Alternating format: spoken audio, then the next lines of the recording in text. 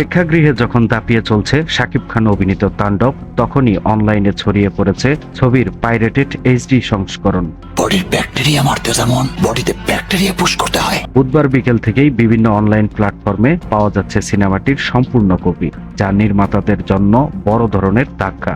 চলচ্চিত্র সংশ্লিষ্টদের বারবার সতর্কতা ও অনুরোধ থাকা সত্ত্বেও এবারও থামানো গেল না পাইরেসি।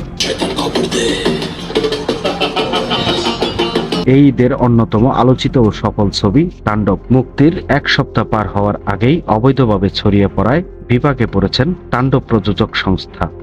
যে যেখানে অবস্থান করছেন, রায়হান রাফির পরিচালিত তাণ্ডব মুক্তির প্রথম দিন থেকেই ব্যাপক সাড়া ফেলে। একদিকে যেমন সিঙ্গেল স্ক্রিনে দর্শকের ভিড়, অন্যদিকে মাল্টিপ্লেক্সেও হাউসফুল শো।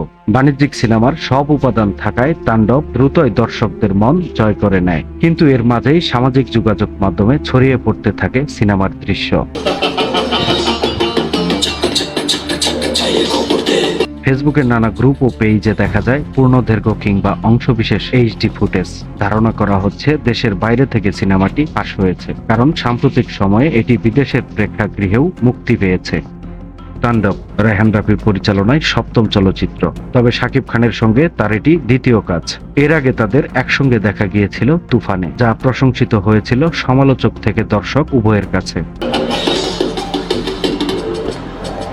শাকিব খানের পাশাপাশি তাণ্ডব সিনেমায় অভিনয় করেছেন জয়া আহসান, সিয়াম আহমেদ, আফরান নিশো, আফজাল হোসেন, সাবিলা নূর, রোজি সিদ্দিকী, ডাক্তার এজাজ, FS নাঈম, ফজলুর রহমান বাবু, কাজী রাকায়েত সহ আরো অনেকে।